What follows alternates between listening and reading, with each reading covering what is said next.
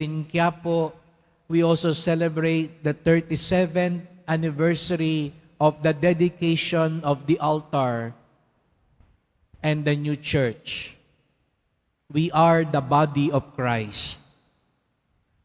We are the disciples and devotees of Jesus of Nazareth.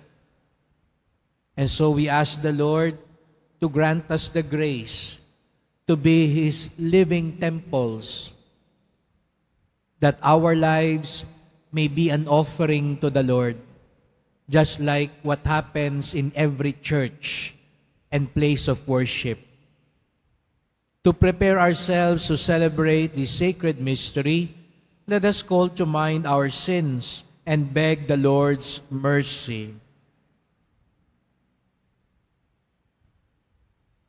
Lord Jesus, you are the way to the Father's kingdom. Lord, have mercy. Lord, have mercy. Christ Jesus, you are the truth that will set us free.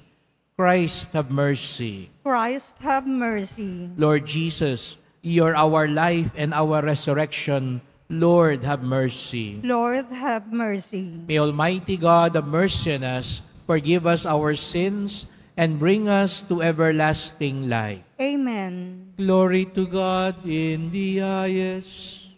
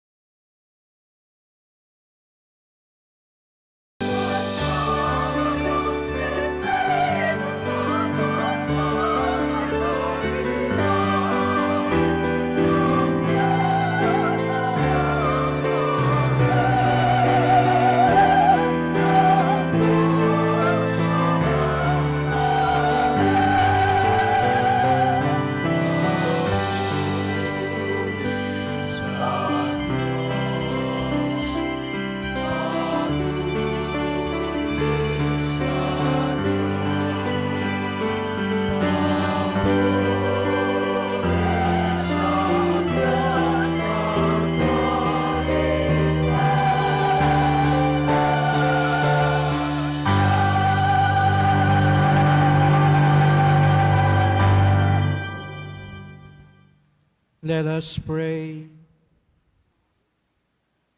O God, who year by year renew us today, when this your holy temple was consecrated, hear the prayers of your people, and grant that in this place for you there may always be pure worship, and for us fullness of redemption. To our Lord Jesus Christ, your Son, who lives and reigns with you in the unity of the Holy Spirit, God, forever and ever.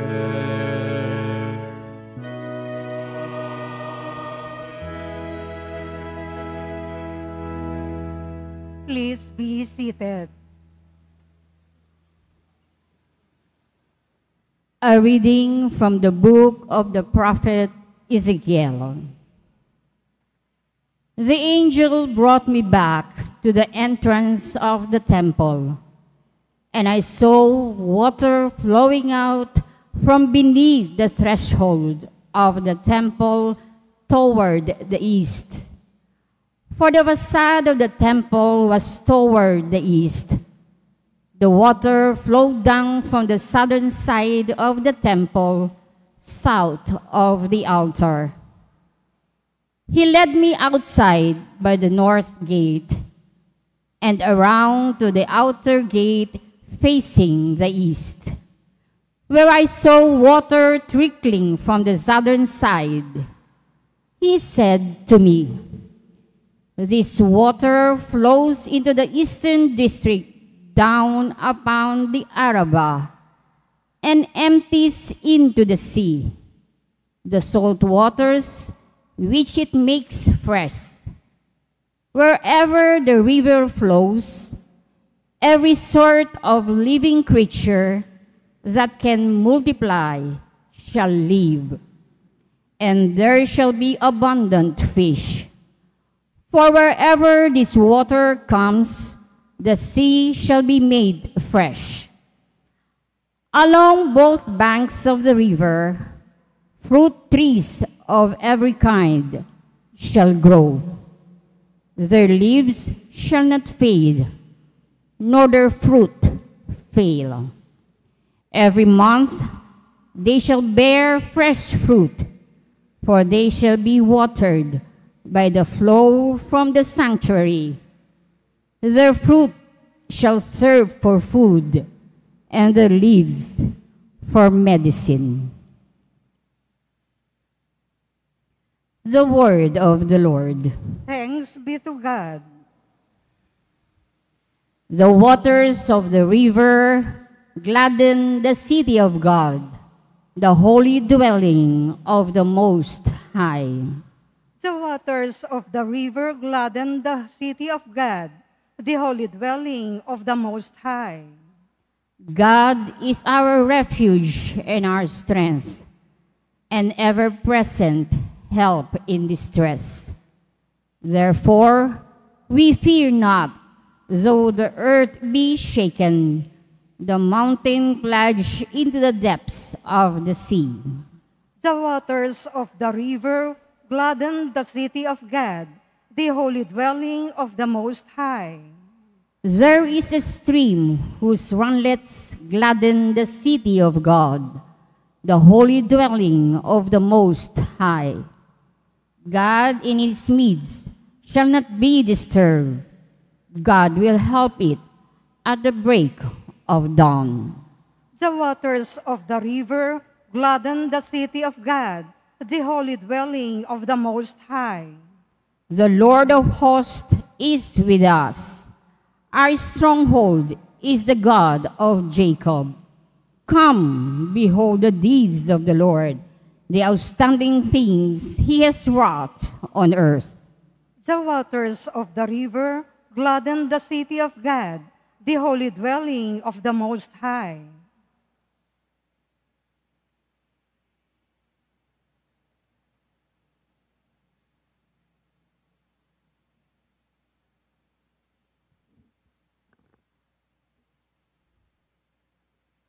A reading from the first letter of St. Paul to the Corinthians.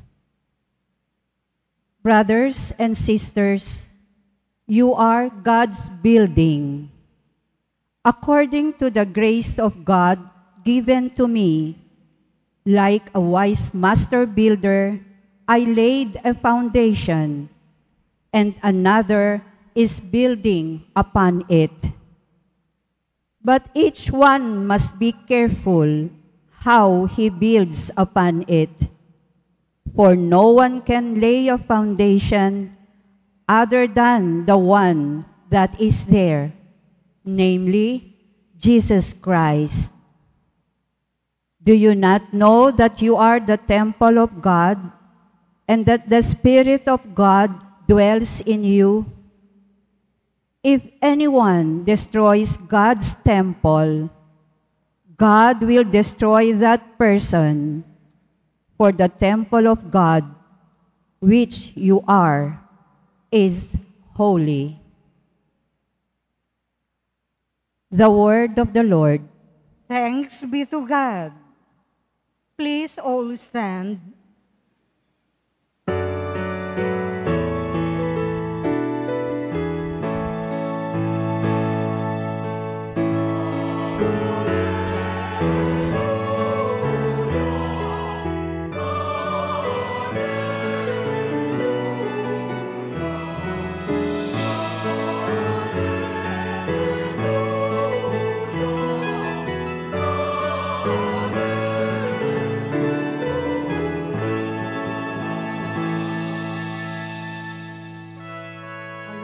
Chosen and consecrated this house, says the Lord, that my name may be there forever.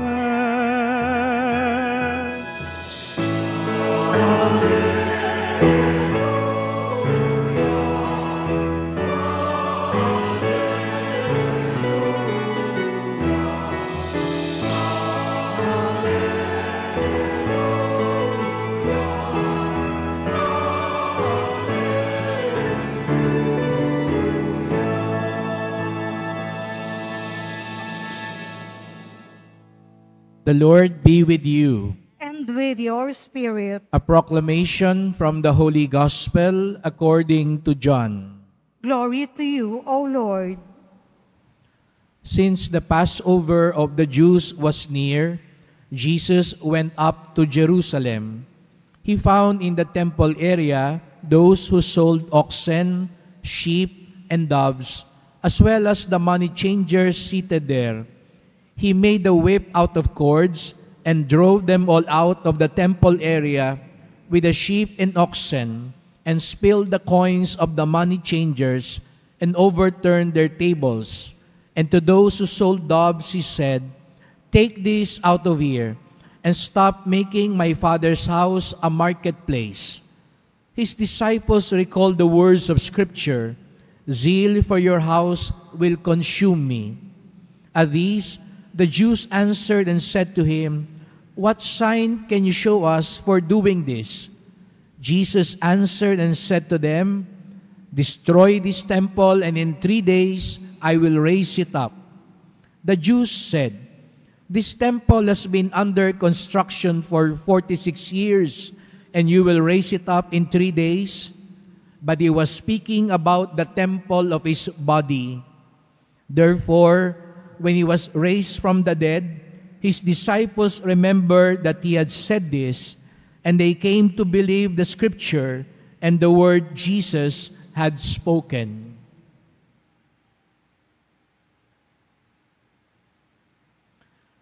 The Gospel of the Lord. Praise to you, Lord Jesus Christ. Please be seated.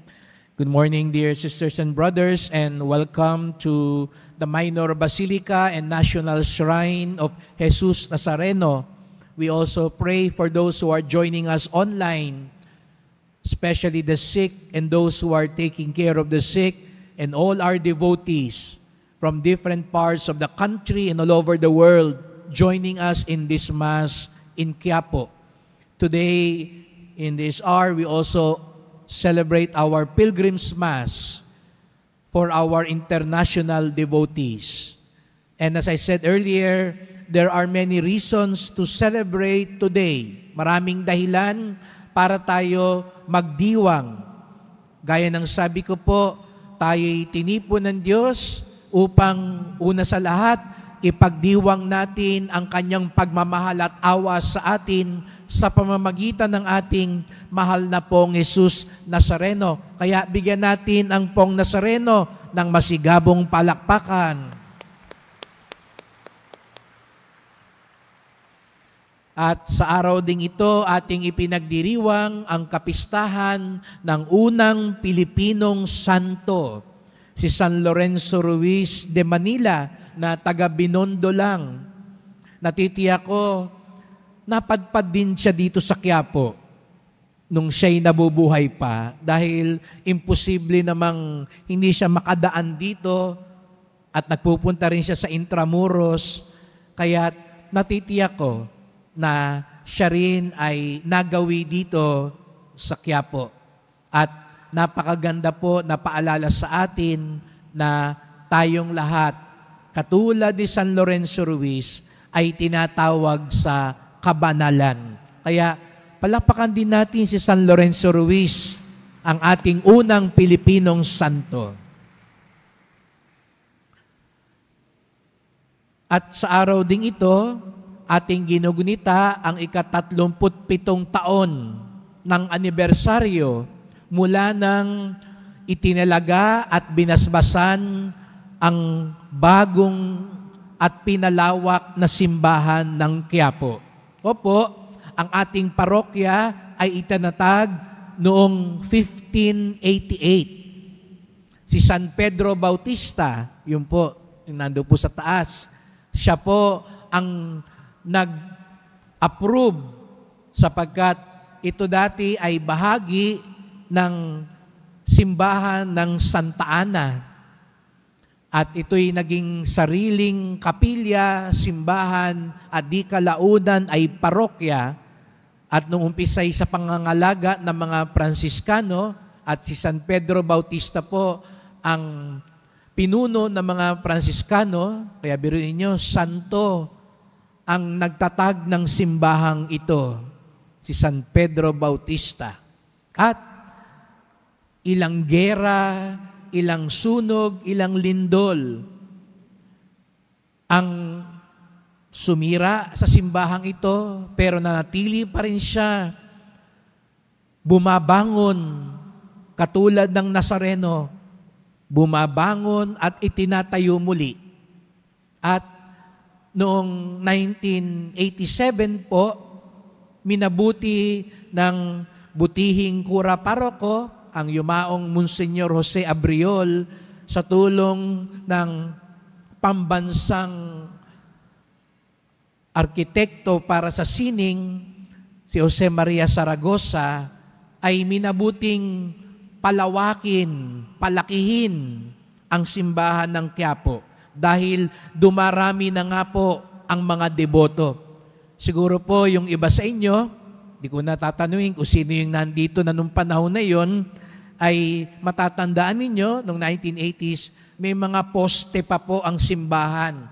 Kung makikita nyo po yung dalawang lugar na yan po ang marka na dati may mga poste ang simbahan.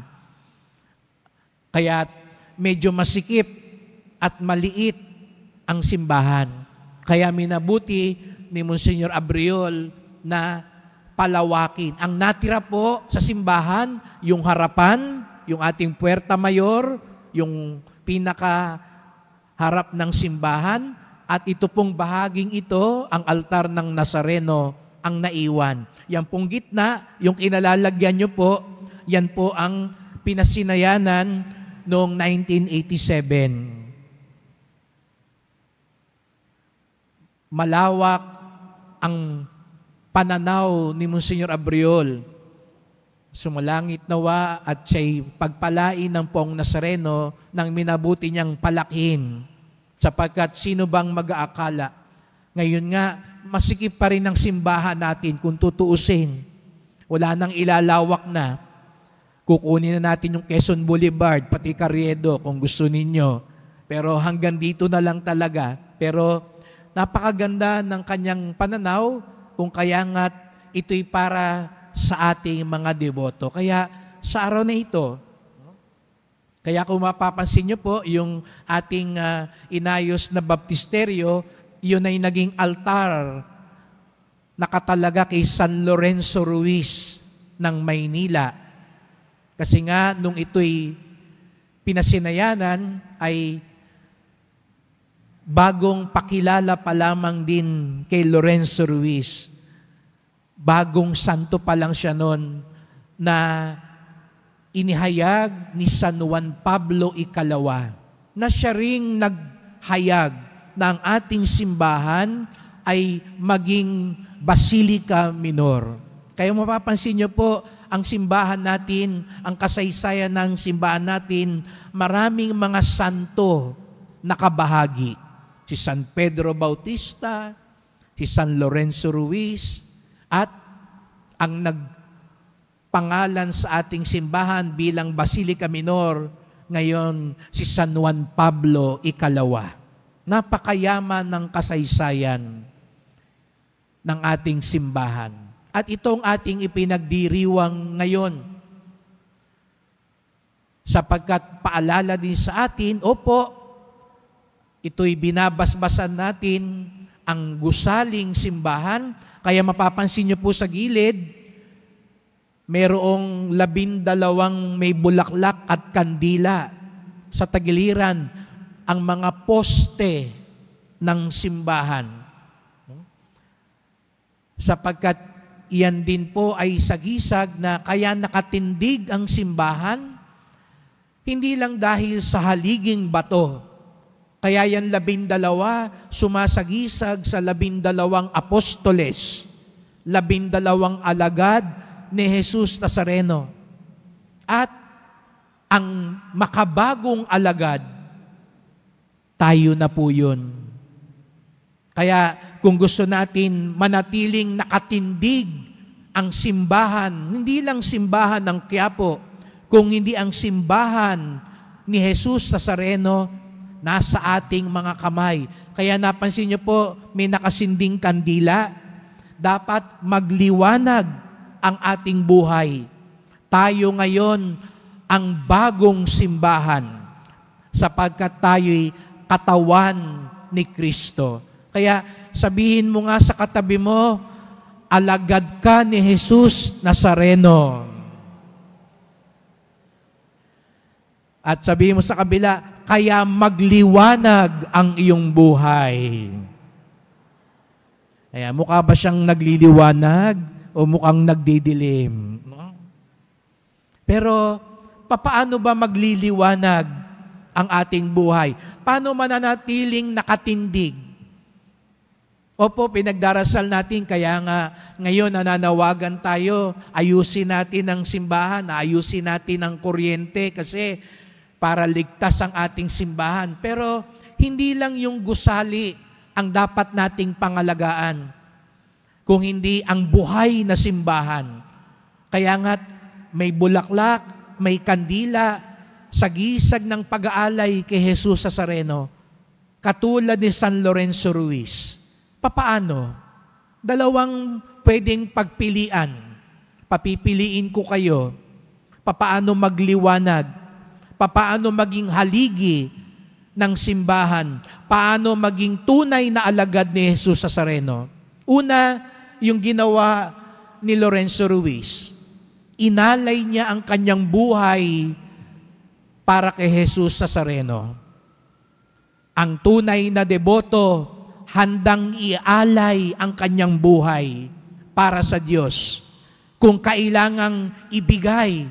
Kaya nga sabi ni San Lorenzo Ruiz, 1,000 buhay man meron ako, ibibigay ko lahat sa Diyos. Alam natin, siya'y naging martir.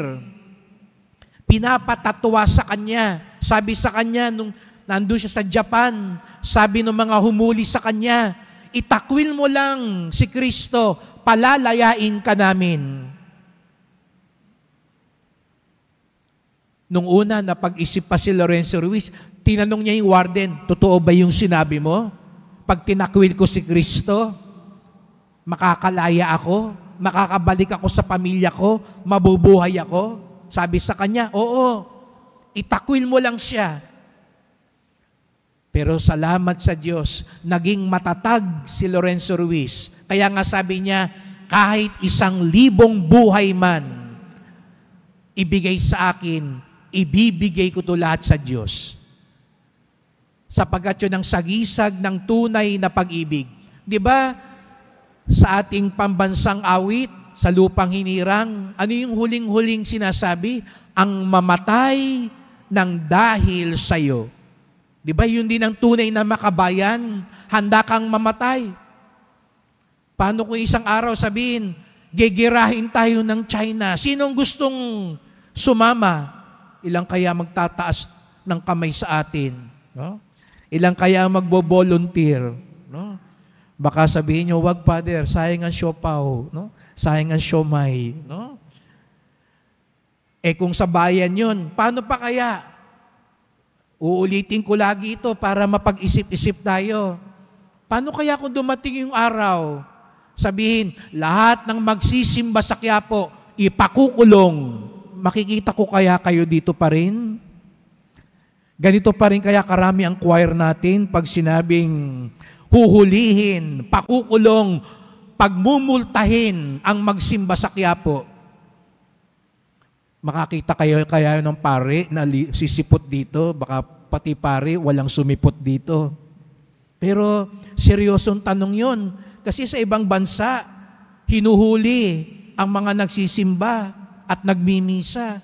Kaya sa ibang bansa, nung kamakalawa lang dumalaw ang isang kaklase ko, di ko sasabihin kung saang bansa yun. Sabi niya, online muna po kami ngayon sa Quiapo kasi doon sa pinagtatrabahuhan namin sa gitnang silangan, isang beses, habang kami nagmimisa, lumusob yung mga pulis at hinuli sila at pinagbantaan sila sapagkat bawal ang magsimba, bawal ang may dalang krus. Nakakalungkot nga, sabi niya, alam niyo, Father, sino pa yung nagsuplong? Yung kapwa Pilipino pa namin. Kasi may pabuya pag sinuplong mo kung sino yung mga nagsisimba at nagdadasal. Nakakalungkot. Mamatay ng dahil sa'yo. Yun ngang pera lang ipagpapalit mo yung mga kababayan mo. Paano pa kaya ang pananampalataya mo? Pero mga kapatid, hindi naman tayo lahat dadaan sa bahaging iyon. Hindi naman lahat dadaan na iaalay mo yung buhay mo, mamamatay ka para kay Jesus Nazareno. Kaya hindi naman kailangan magpatayan sa prosesyon. Hindi yun yung alay sa buhay na kailangan natin. No? Hindi yun yung pagbubuwis ng buhay. No? Makipagpatayan ka sa prosesyon. Makipagpatayan ka, makipagbunuan ka. Hindi yun yung kailangan ng Diyos. Hindi yun yung ginawa ni Lorenzo Ruiz, pagbibigay ng buhay. Pero kung hindi man natin maialay, mamatay para sa Kanya, ang ikalawang paraan, mabuhay para sa Kanya. Kaya nung si Papa Juan Pablo nagpunta dito sa Maynila upang gawing beato si Lorenzo Ruiz, ang tema nung pagdiriwang na yon, ang mamatay para sa Diyos ay pagtawag para sa iilan. Hindi lahat bibigyan ng pagkakataong maging martir. Pero ang mabuhay para sa Diyos, pagtawag para sa lahat. Ulitin ko, ang mamatay para sa Diyos, hindi para sa lahat. Pero ang mabuhay para sa Diyos, para sa lahat. Yun ay pagtawag nating lahat. Lalo na kung sinasabi mong deboto ka ni Jesus Nazareno. Araw-araw, pwede tayong mabuhay para sa Diyos. Kapag pinapahintulutan nating mabuti ang piliin natin, nabubuhay tayo para sa Diyos.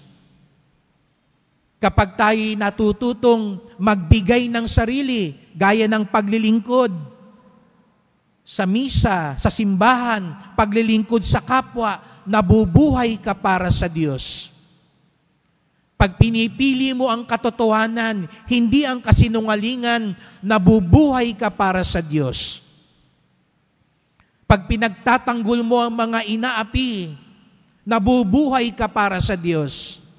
Pag tinatanggihan mo yung suhol, marami na naman yan, darating na naman yan, may mga mag-aabot na naman sa atin. Huwag na natin pagbili yung boto natin. Huwag na tayong pumili ng mga tiwali, na mga mambobola lang at alam naman natin, nagsisinungaling at sariling kapakanan lang ang iniisip. Nabubuhay ka para sa Diyos. Bukas, linggo, matutokso ka, sabihin sa'yo, huwag ka na magsimba, mamasyal na lang tayo, mag-outing na lang tayo, maglamyerda na lang tayo. Pag pinili mo magsimba, nabubuhay ka para sa Diyos. Maraming paraan, mga kapatid, para mabuhay sa Diyos. At yun ang paraan para katulad ng mga apostol, tayo rin maging haligi ng simbahan ni Jesus Nazareno. Kaya nga sabi ko kanina, tayo ang mga makabagong apostol. Opo, marami tayong hinihiling kay Jesus Nazareno. Ngunit ipakita din natin sa Kanya, katulad ni San Lorenzo Ruiz, katulad ng simbahang ito, tayo ang buhay na simbahan. Na kung dumating ang pagkakataon, maialay ang buhay natin, ialay natin to sa Diyos. At araw-araw, mabuhay tayo para sa Diyos. Mahal na pong Jesus Nazareno, kami ang iyong bagong simbahan. Kami ang iyong katawan dito sa mundong ito.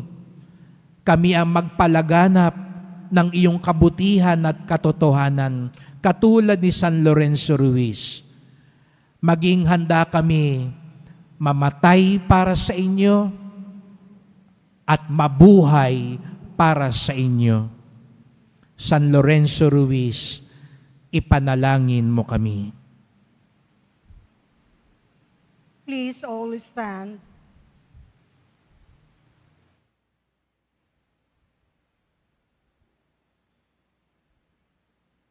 Let us profess our faith. I believe in God, The Father Almighty, maker of heaven and earth, of all things visible and invisible. I believe in one Lord Jesus Christ, the only begotten Son of God, born of the Father before all ages, God from God, light from light, true God from true God, begotten, not made, consubstantial with the Father. Through him all things were made. For us men and for our salvation, he came down from heaven, and by the Holy Spirit was incarnate of the Virgin Mary, and became man. For our sake, he was crucified under Pontius Pilate. He suffered death and was buried. He arose again on the third day. In accordance with the Scriptures, he ascended into heaven, and is seated at the right hand of the Father. He will come again in glory to judge the living and the dead, and his kingdom will have no end. I believe in the Holy Spirit, the Lord, the giver of life, which proceeds from the Father and the Son, who with the Father and the Son is adored and glorified, who has spoken through the prophets. I believe in one holy, Catholic, and Apostolic Church. I confess one baptism for the forgiveness of sins, and I look forward to the resurrection of the dead and the life of the world to come. Amen. As we celebrate the dedication anniversary of our church, let us bring our prayers to the Father who called us to be living stones. In every petition we say, Lord, we are your living church. Bless us. Lord, we are your living church. Bless us. that the Holy Church in every place may offer worthy and reverent worship. Let us pray to the Lord. Lord, we are your living church. Bless us. That all who gather in this church may find grace and peace. Let us pray to the Lord. Lord, we are your living church. Bless us.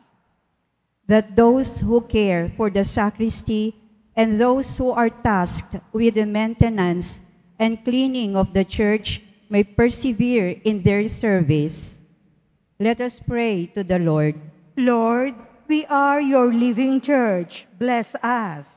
That we may always revere and respect every sanctuary of God.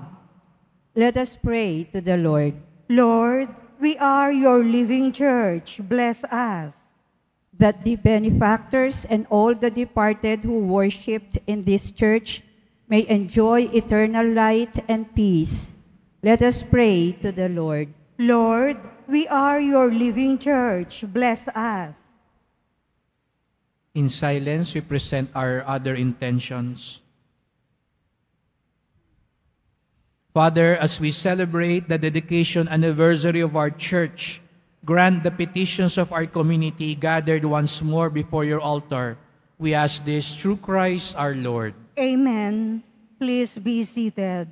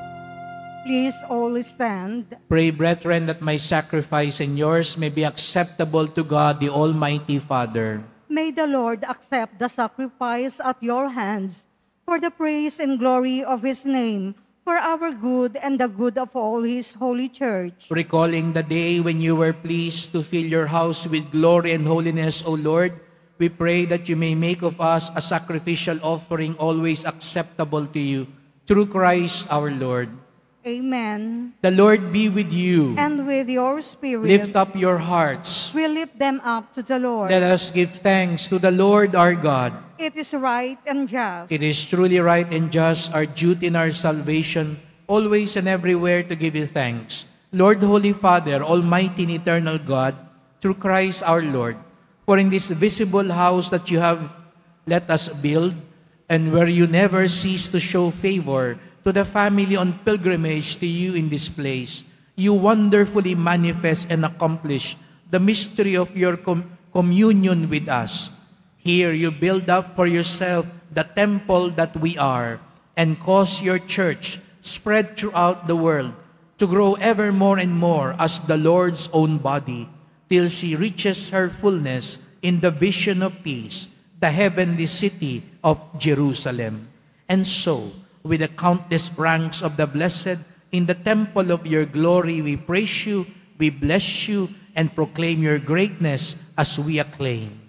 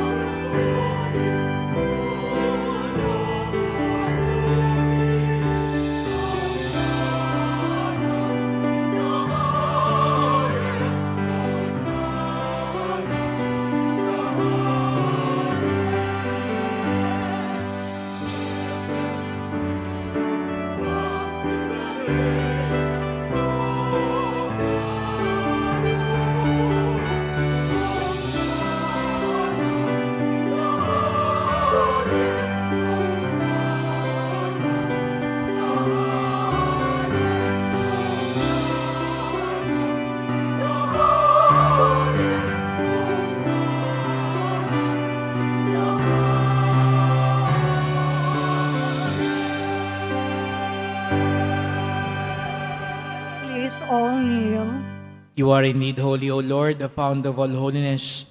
Make holy, therefore, these gifts, we pray, by sending down your Spirit upon them like the dewfall, so they may become for us the body and blood of our Lord Jesus Christ. At the time he was betrayed and entered willingly into his passion, he took bread and giving thanks, broke it, gave it to his disciples, saying, "Take this, all of you, and eat of it, for this is my body, which will be given up for you."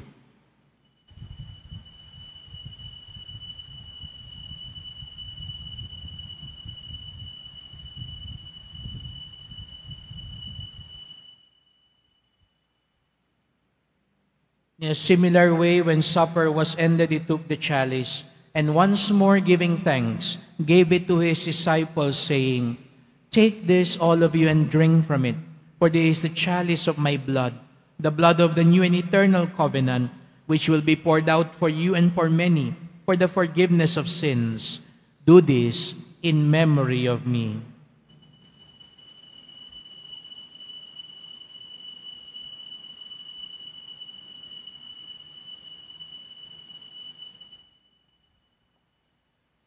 Please all stand. The mystery of faith. We proclaim your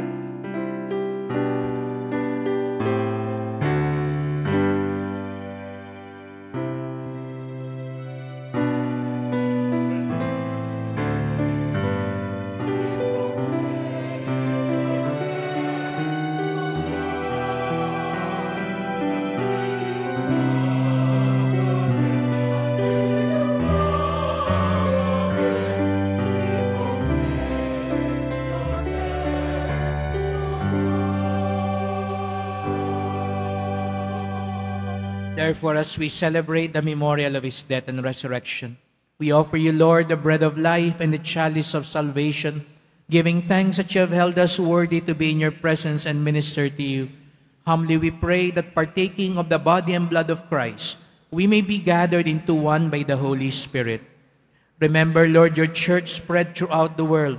Bring her to the fullness of charity, together with Francis, our Pope, Jose, our Bishop, and all the clergy.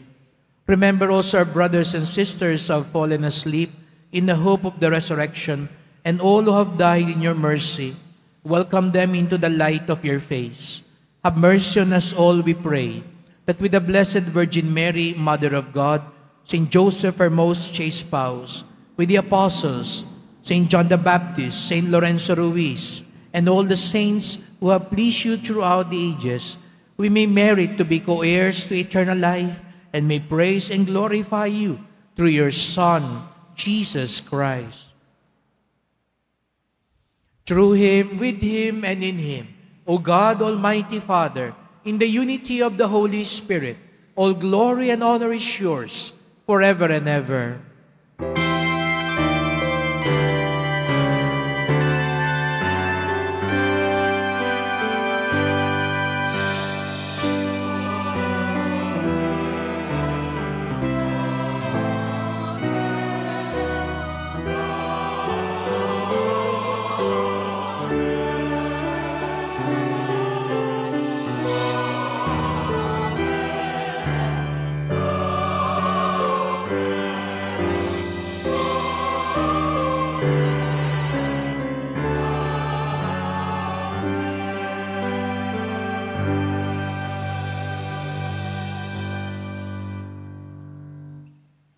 Every church is our house because we are all God's children. Let us now call on our loving Father.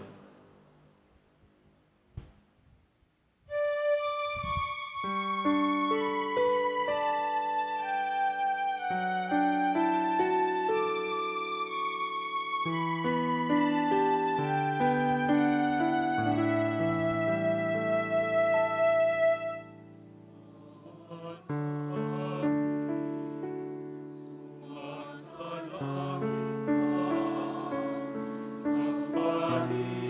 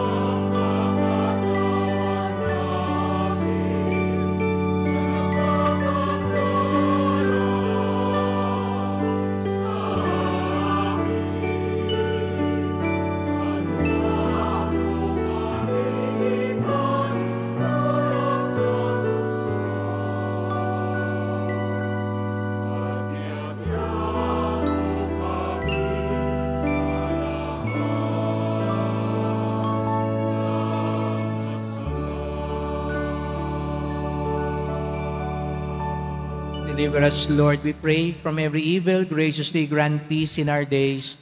By the help of your mercy, may always be free from sin, safe from all distress, as we await the blessed hope and the coming of our Savior, Jesus Christ. For the kingdom, the power, and the glory are yours now and forever. Lord Jesus Christ, you said to your apostles, and now you're saying it to all of us here, peace I leave you, my peace I give you.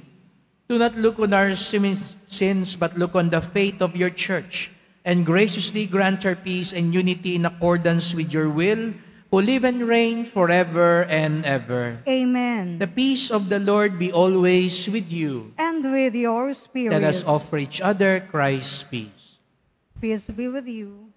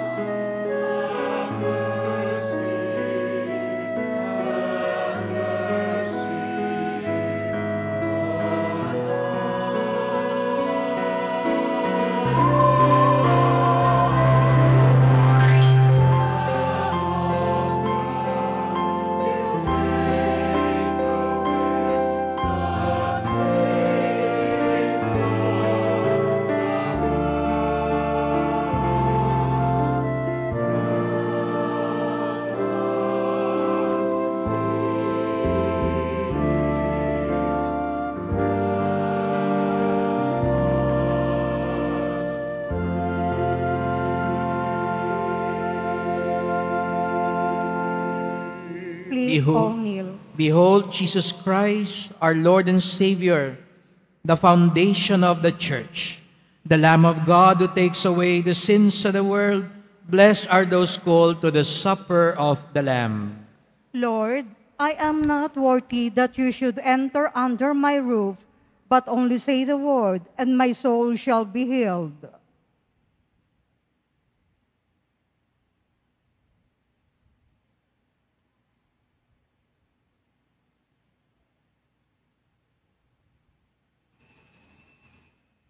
Para po sa lahat ng tatanggap ng banal na komunyon, sasagot po tayo ng amen. Pagkasabi ng pari o ng lay minister ng katawan ni Kristo at isubo agad sa bibig bago umalis sa harapan ng pari o lay minister.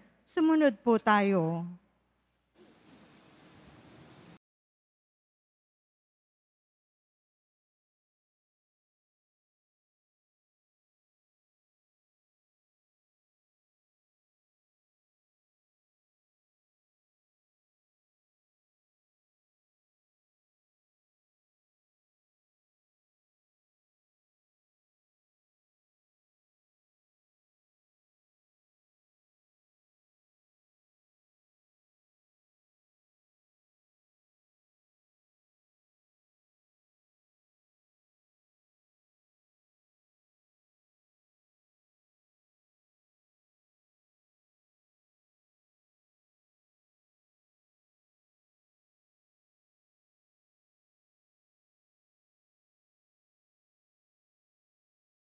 Let us pray.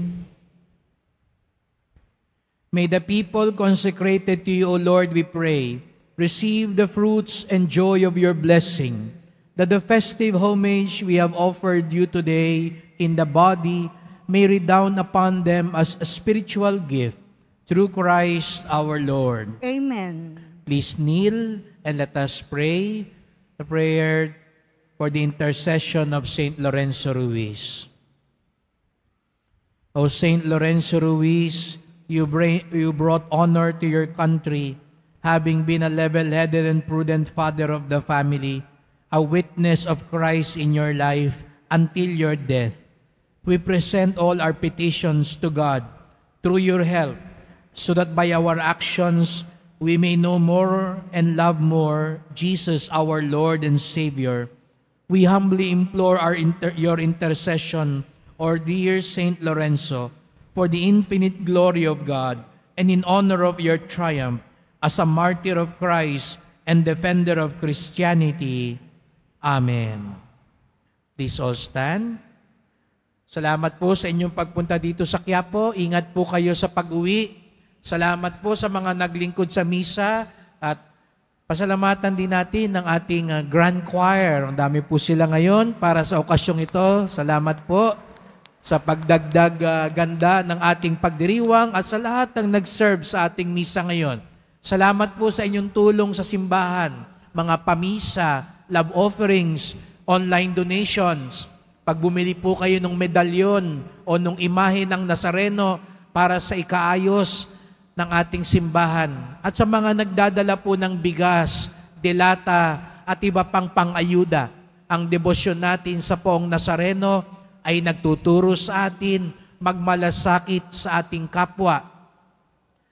At gaya ng patalastas kanina, kung meron po mga deboto na hindi pa bahagi ng kanumang samahan sa simbahan na nasa larangan ng edukasyon, teacher kayo o sa eskwelahan kayo nagtatrabaho at may debosyon kayo, 25 to 50 years old, magpatala po kayo at sisikapin po nating bumuo din ng mga grupo at simula dito mag-umpisa tayo ng iba-iba pang mga profesyon, later on, engineer, mga doktor, abogado, mga nasa finance, upang lalo nating mapalalim at maiugnay ang ating debosyon sa ating buhay, upang lalo tayong maging tunay na deboto ni Jesus Nazareno. Ito po ang Pilgrim's Mass, kaya gaya ng nakagawian, alam ko po marami sa inyo nagsimba, birthday, wedding anniversary, may pinagpapasalamat, galing pa sa malayong lugar. Mamaya po pagbaba ko, ay ibibless ko po kayo, sabihin nyo lang, birthday nyo, di ko lang kayo mabibigyan ng pansit o regalo, pero siguro yung blessing sapat. Kung galing po kayo sa malayong probinsya, sabihin nyo po, para naman yung inyong sakripisyo, pumunta lang sa Quiapo, ay masuklian ko po ng pagbati at pagbabasbas, sapagkat ito ang buhay na simbahan. At kung may dinadasal din po kayo o pinagdarasal, lapit din po kayo mamaya. Huwag po kayong maya. Sayang naman ng dinayo nyo dito sa Quiapo. Kaya't mamaya po ay kayo'y madasalan at mabasbasan at samahan ko kayong ialay ang pasasalamat din sa Poong Nazareno. We are the living church. To become the body of Christ, we live for Christ. We are witnesses of Jesus to the world. The Lord be with you. And with your spirit. Blessed are you, O God, Father of our Lord Jesus Christ. You have given your only Son to be our way to you. Make us follow him generously, faithfully, and lovingly. Merciful Jesus of Nazareth, you have revealed God's grace and unconditional love for us at the cross. You set your church in this world from which the true light would shine for all to see. Grant that who enter this holy shrine may walk in your ways as disciples of justice, peace, mercy, and hope. We offer our prayers for the sick, the oppressed, the youth, and those in need most of your mercy. Hear our humble petitions. Bless these religious articles, that we may be fervent in prayer and charity. As we continue our journey as your pilgrim people on earth, may we set our hearts on the road to heaven, our true home and reward, where you live and reign forever and ever. Amen. And may Almighty God bless you, the Father, and the Son, and the Holy Spirit. Amen. The Mass has been offered. Go in peace, glorifying the Lord by your life. Thanks be to God.